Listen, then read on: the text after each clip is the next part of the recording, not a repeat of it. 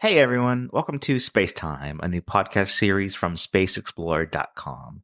In this episode, we're going to focus on a bit of the behind the scenes of what it's like to cover the Mars 2020 Perseverance rover launch at Kennedy Space Center in Cape Canaveral, Florida.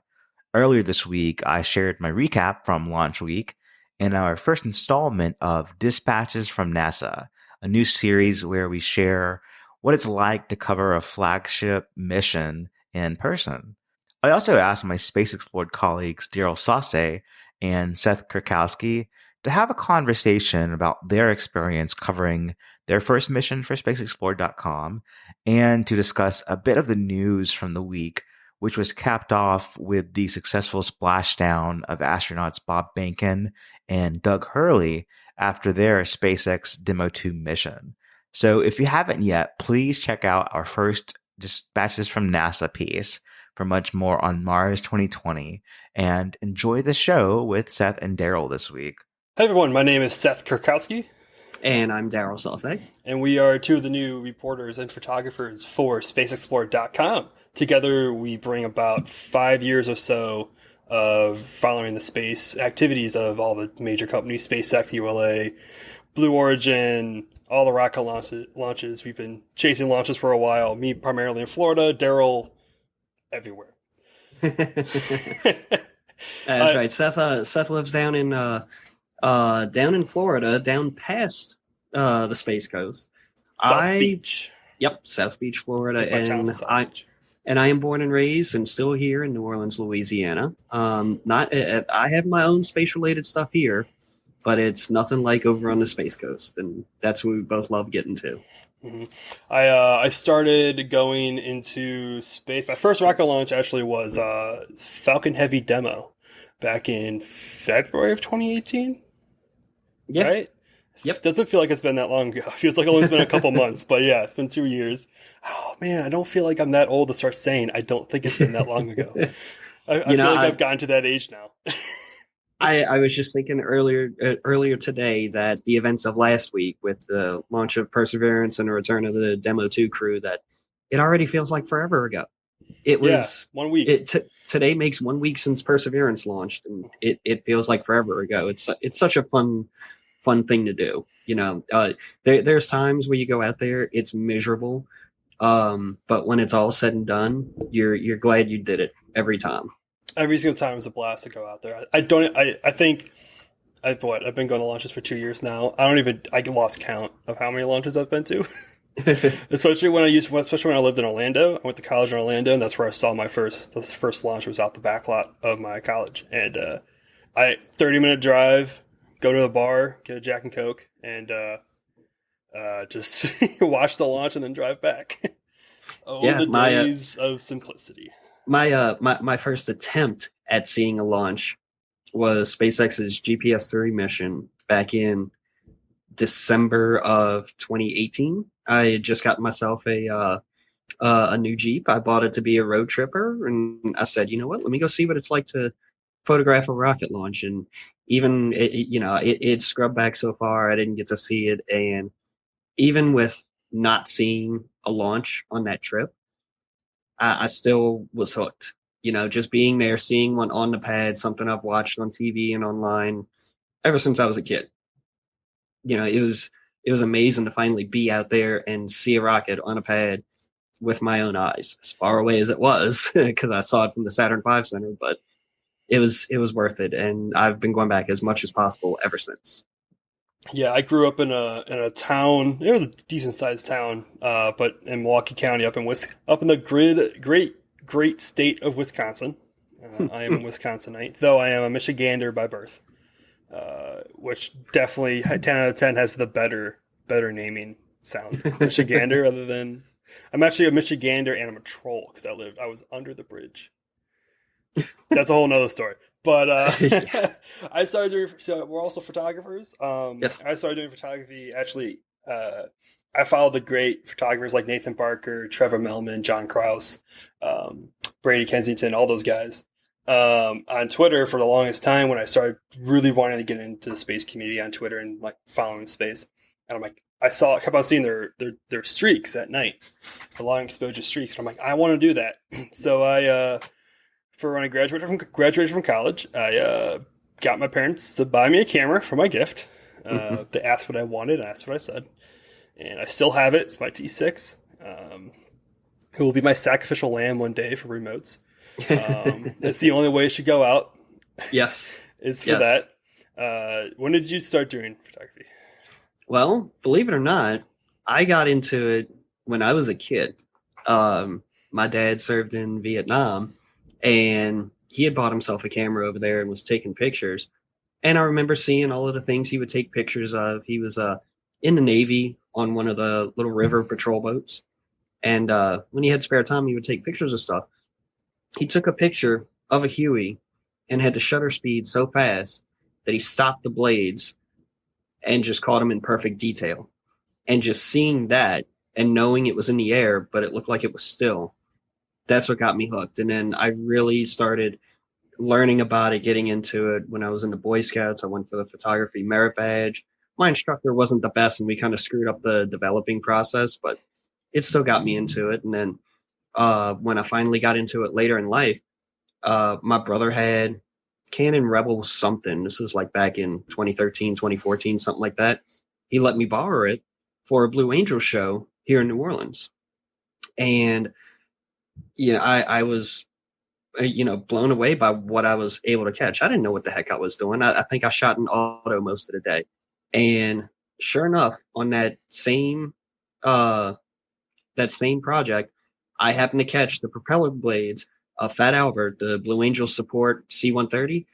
Caught him dead still, just like my dad did with the Huey, and that was it. I was hooked. I've been dabbling around and stuff ever since, and here I am. I guess I can call myself a rocket launch photographer. It still feels weird to say. People call me a professional, and I don't. It still feels weird to say. I don't make too much money off of it. I'll make something every now and again. I shot a wedding for my friends recently, and something I would never do. And I've sold some prints online, and everybody was really happy with the stuff. But yeah, it's one of those things. I'm just happy to be doing it.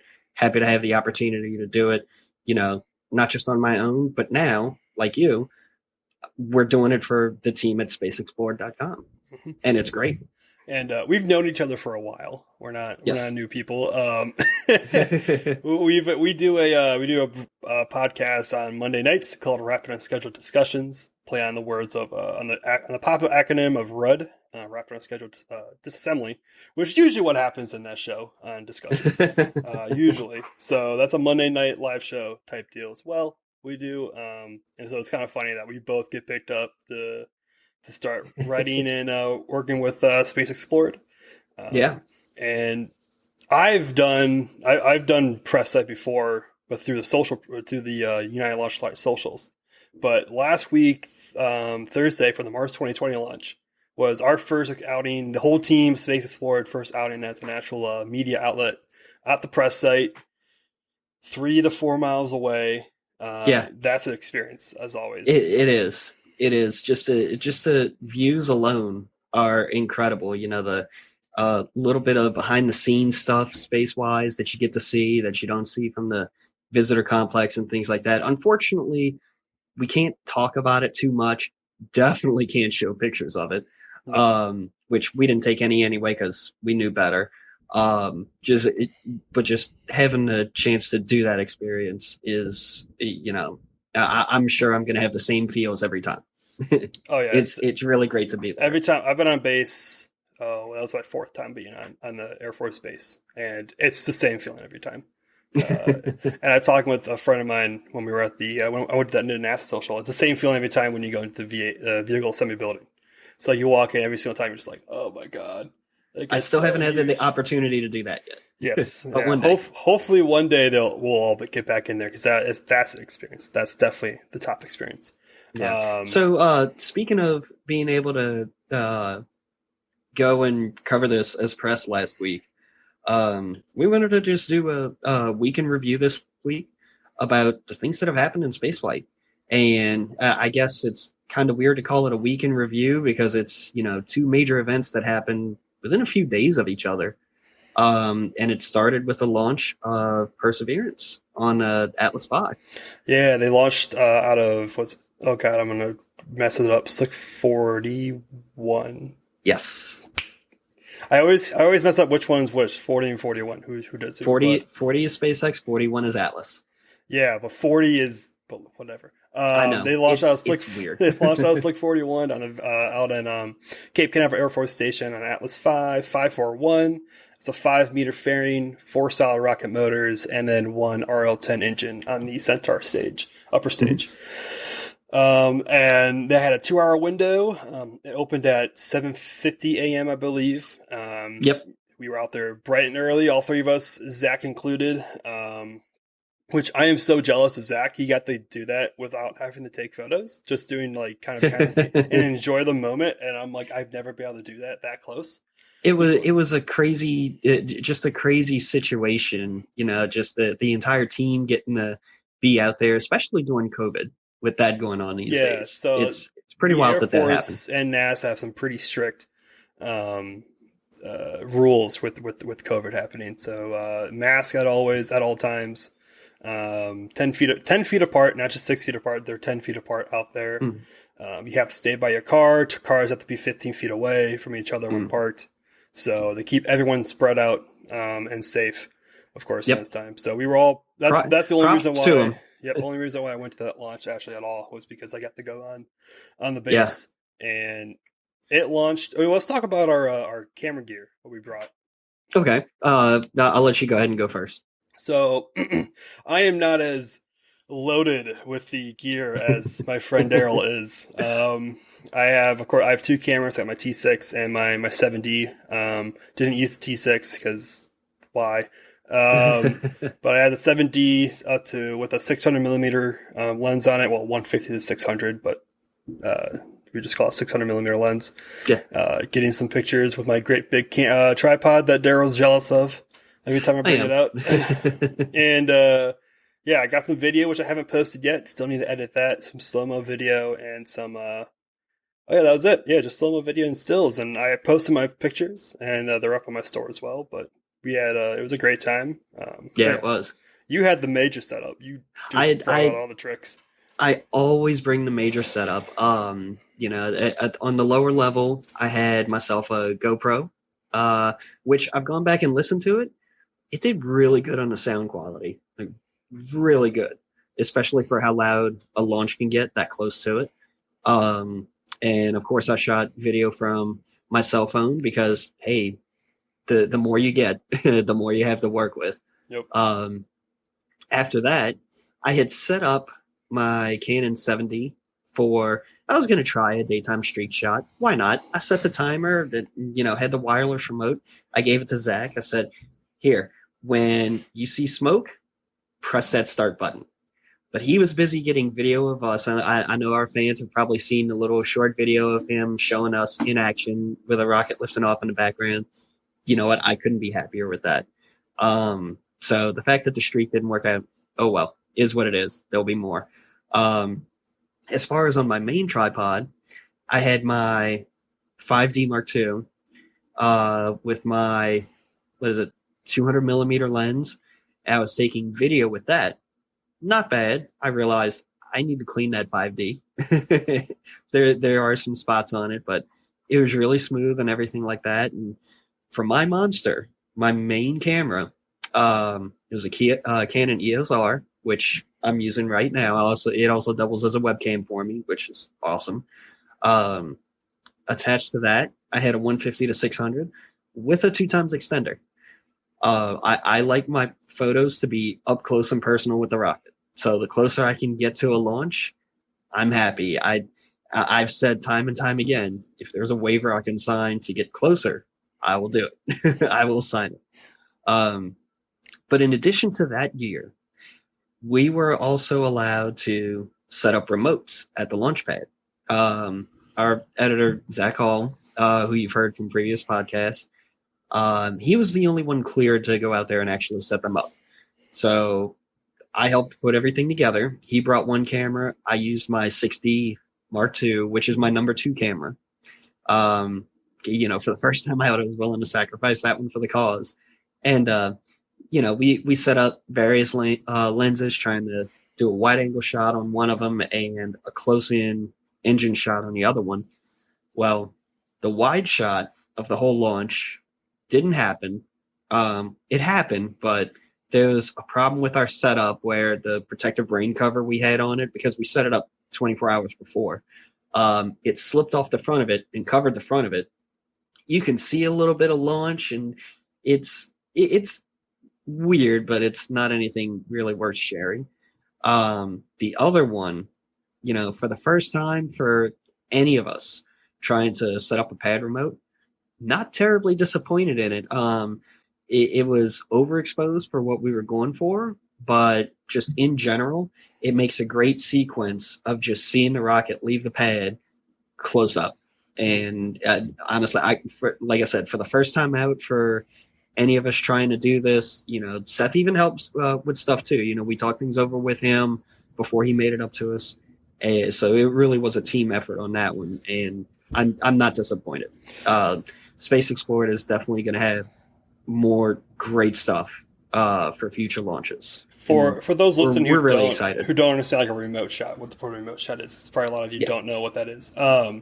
So sometimes for launches, either NASA or the company that's launching, or the SpaceX or United Launch Alliance at the moment, they will allow the actual press on their launch pad. Usually, no one can get on the launch pad, but because you can't actually, be there on the launch pad without dying. Yes, it literally will kill you. Yeah, and they allow you to set up remote cameras, and so these remote cameras they're in boxes or covered in bags, and you have to have them last up to sometimes 48 hours. With sound triggering remote triggers. They'll take the pictures, and it all has to be self-sufficient pretty much. And both of us have been wanting to do that for a very, very long time. And so it's a great honor to finally get out there and do it. Yeah. The community of people that do this is super awesome.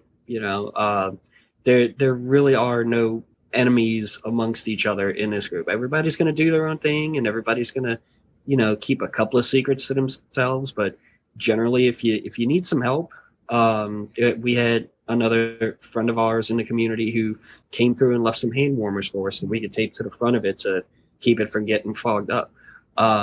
Really came through for us, and that just goes to show you the kind of community this is that we're a part of, and becoming bigger parts of. And we couldn't be happier to be part of a group like this. It's really awesome. Going back to the launch itself, it lifted off not right on time. 10 milliseconds early.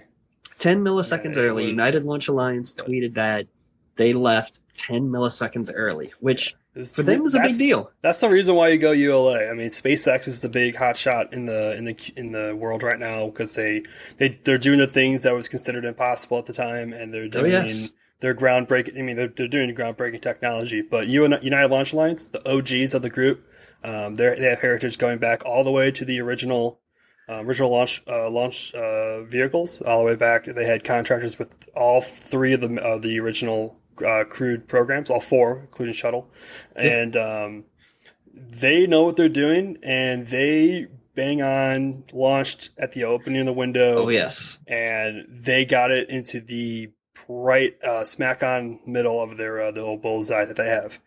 For sending it out. Who cares if they don't reuse their boosters? You want to go somewhere, you go with them. If you want to go somewhere and you have a multi-million-dollar, even more, I think it's probably a few $100 millions rover or payload. Yeah, the United Launches are your people. It's more than that. This is considered a flagship mission. Flagship mission for NASA. This is super high profile. It's sending something to another planet. Now, granted, we've done it before, and in fact, this rover is reusing spare parts from the previous one, but it's still no small feat to do. And you can't put any risk on anything. And a lot of people ask why they didn't do Falcon 9. I mean, one reason is Atlas V is probably the best rocket for this. Anything interplanetary, it's hands down the best. Also, back when they planned out this mission, Falcon 9 was very new. So NASA usually doesn't put rockets on a new spacecraft. Now, when you think about it, Falcon 9 might be in there, especially probably a Falcon Heavy. But even the Falcon Heavy's only launched 3 times. So United Launch Alliance has everything under the belt. Still at 100% launch reliability. Yes. Now that goes back to the formation of United Launch Alliance itself. Yes. 100% launch reliability. Have not lost a payload single rocket, of their fault. Yep. No failed missions of their fault. Yep. Every launch has been bang on spot on. Yeah.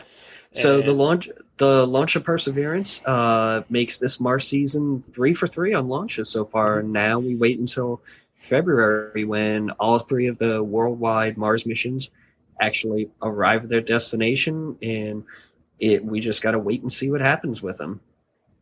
Yeah, and they already look healthy. The teams at JPL have already started doing some flight operations on them, powering things up, testing things out, and they're doing well. They're doing nice and they're being nice and healthy. We got the speak, of course, with Yako Karas from JPL, talking about Ingenuity.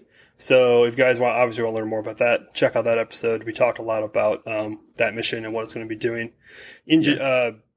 Perseverance, on the other hand, is a loaded suite of scientific instruments, with being the first payload that NASA's sending to determine for life, to look for past life or even current life.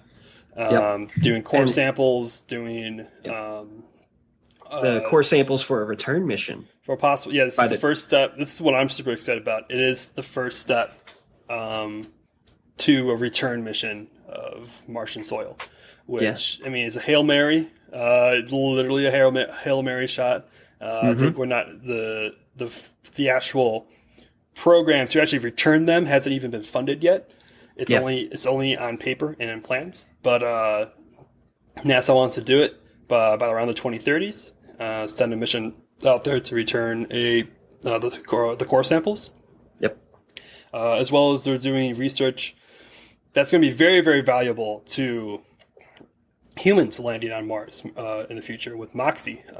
I don't remember what it stands for, but basically it's turning the carbon dioxide atmosphere into oxygen to allow Mars oxygen in situarization. Yeah, something super complicated that we're not smart enough to really know how it happens. But it's turning into breathable oxygen, or more importantly, liquid oxygen that can be used for fuel. So, of course, SpaceX has the plan to go. Elon with SpaceX has the plan to send humans to Mars, colonize Mars. So this will be helpful to them because they're 100% rooting that you send your Starship there, it lands, and it refuels itself and comes back. Yeah. Yeah. Speaking of Starship, do you want to touch on Starship real quick? We can real quick. Yeah, so Starship the other day, was it yesterday? No, day before that. 2 days ago. 2 days ago, did their first 150 meter hop, 120 meter hop, something like that. That was 150. Feet. It's about 500 feet for us stateside. Yes. And this, it doesn't look like much. I mean, actually, especially if you're standing there watching it build up the entire time of these last couple months and all their testing they've been doing for the past year since Starhopper, I was screaming when I saw it. I was jumping up and down pretty much. And when this is not just the start of a Martian plan to get humans to Mars.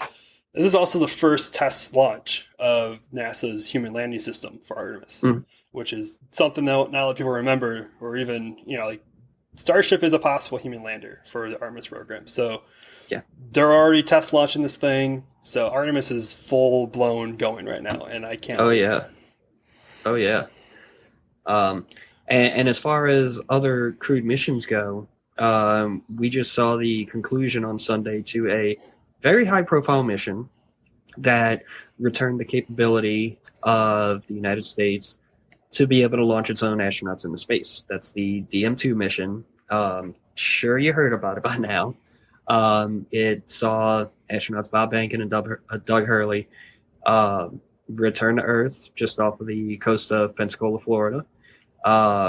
Really smooth mission. In a post press conference, Gwynne Shotwell of SpaceX said it was super smooth. Like, they were really hard pressed to find any really major issues to take care of, and that speaks volumes for the teams at SpaceX and NASA dealing with ISS and everything like that, to just have this run so smoothly. And, you know, barring anything major that's found from entry and splashdown, everything's on track for the first operational crewed mission launching next month, September of 2020. Yeah, very early at, I believe it's the beginning of September, I think, or mid-September. It's in the first half of September. Yeah, it's very, very close. For very, very, very, very close. And when Bob and Doug launched, they didn't even know how long their mission was going to be. Right. Everyone has speculations of it originally being only a couple of days, to it being almost a full 6-month journey out there, a full expedition crew. But a little bit after they launched, they said they'll be coming back with enough time to launch Crew 1, and they said Crew 1 would be happening later this year. So they came up. Both astronauts were very, very positive of the capsule. They didn't have any major concerns at all when they came back, especially with landing. They seemed pretty on spot health wise coming back. Like, they looked great. Yeah. Well, minus the picture of them on the plane, but they looked absolutely defeated. But when they came off the plane, they had a big day. They had a big day. They had a long 2 months as well. But when they came off that plane for the press conference at Johnson, they were walking off, and they sat right down, and they were great. Yeah, they looked all good. They definitely weren't going to stand and talk like everyone else did. No, they definitely were sitting. They were definitely not. Yeah, that would definitely be a lot. But, and look, you know what? After a big major mission like that, they deserve to sit down and take a load off. You know, go ahead, guys, have a seat. You've earned it.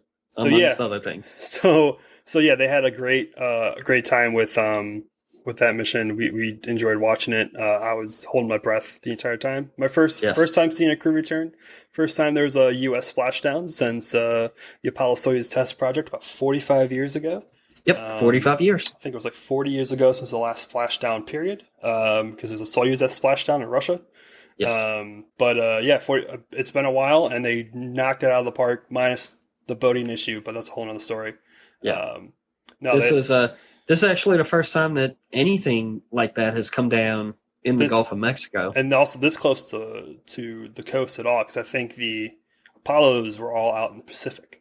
Yeah. So the Apollos were in the middle of nowhere Pacific for a very good reason that we found out this Sunday with the ability of having random boaters. But they state those statements from NASA and from the Coast Guard saying that those will be fixed, and when they splash down next time, sometime I think in 2021 with Crew 1, if it launches on the right time, that those issues will be fixed, and hopefully we'll be able to maybe see some of that and everybody will report on it. But neither of us can make it to Pensacola.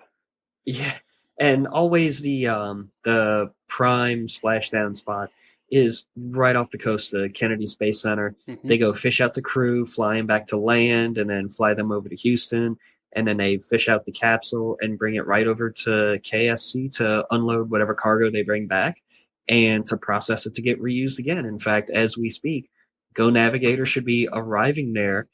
I believe somebody said tomorrow morning, the morning of Friday the 7th. Yep. So it's